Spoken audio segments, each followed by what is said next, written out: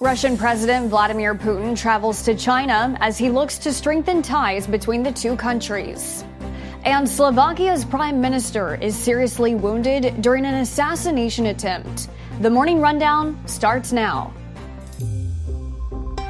From the Straight Arrow News Studio, bringing the stories that matter to you from across the United States and around the world. This is the Morning Rundown. Today is Thursday, May 16th. Thank you for joining us. I'm Kara Rucker.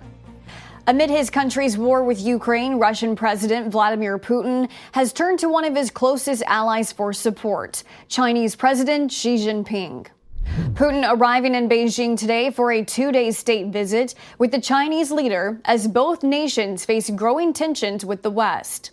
The two leaders are expected to speak on topics including Ukraine, Asia, energy, and trade, and celebrate 75 years since the Soviet Union recognized the People's Republic of China. Xi and Putin signed a joint statement deepening their strategic ties, with Xi saying China will always be a good partner to Russia. When Putin visited in February of 2022, just before the start of the war with Ukraine, China and Russia declared a no-limits partnership, though China has contended it is neutral as it pertains to the war. The U.S. has raised concerns that China's exports to Russia are aiding the Kremlin in the conflict. China has fired back, saying the U.S. is making groundless accusations. Putin's visit to China is his first foreign trip since he was declared the winner of Russia's presidential election earlier this month, a victory that keeps him in power until at least 2030. The Prime Minister of the European nation of Slovakia is in very serious but stable condition this morning after an assassination attempt that was caught on camera. Police took down the 71-year-old gunman moments after he shot Prime Minister Robert Fico 5 times in an attack government officials say was politically motivated. The suspect has reportedly been charged and faces up to life in prison. The country's deputy prime minister saying doctors have been able to stabilize Fico's condition. A hospital official saying the prime minister has undergone 5 hours of surgery and will remain in the intensive care unit. The shooting was the first major assassination attempt on a political leader in Europe in more than 20 years. The U.S. military says it has anchored the temporary floating pier to a beach in Gaza this morning, which will allow more humanitarian aid to enter the war-torn region. U.S. Central Command says trucks will begin to move aid in the coming days, adding no U.S. troops have entered the Gaza Strip during the installation of the pier.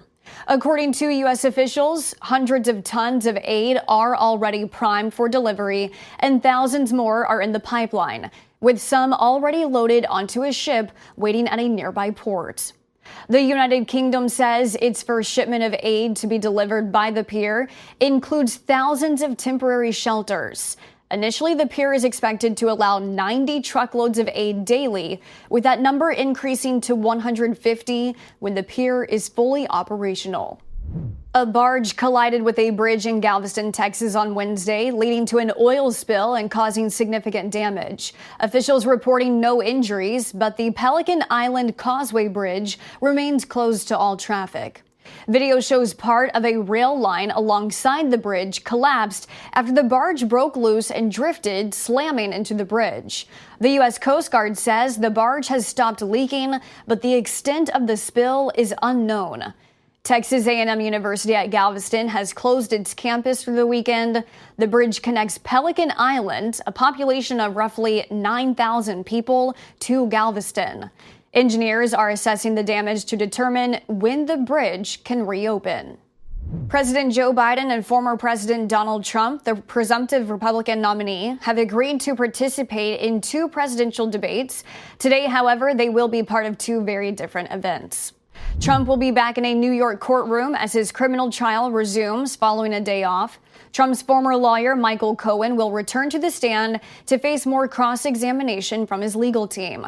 Trump has pleaded not guilty in the case. At the White House, President Biden will meet plaintiffs from the Brown versus Board of Education case and their families. The landmark 1954 Supreme Court ruling found segregating children in school by race was unconstitutional. It will be a different story for Trump and Biden on June 27th and September 10th, as both have agreed to face off in two presidential debates organized by news organizations, not by the Bipartisan Commission on Presidential Debates, which has traditionally scheduled debates in the fall. The first debate will air on CNN, the second on ABC. For more election-related coverage, you can download the Straight Arrow News app and enable notifications so you don't miss the stories that matter to you. Finally this morning, back in March, we reported here on the Rundown that the NFL will play 2 games on Christmas Day this year. And now we know where you'll be able to watch them: on Netflix. The streaming service announcing it will carry both games on Wednesday, December 25th. A first for Netflix as the company ventures more into live sports programming. Netflix reportedly paying $75 million per game. As part of a 3-year deal with the NFL, Netflix will air at least one Christmas Day game in 2025 and 2026. This year's doubleheader will see the defending Super Bowl champion Kansas City Chiefs meet the Pittsburgh Steelers, followed by the Baltimore Ravens facing the Houston Texans. These are your top stories for this Thursday. We'll see you back here tomorrow. Until then, I'm Kara Rucker. Have a great day.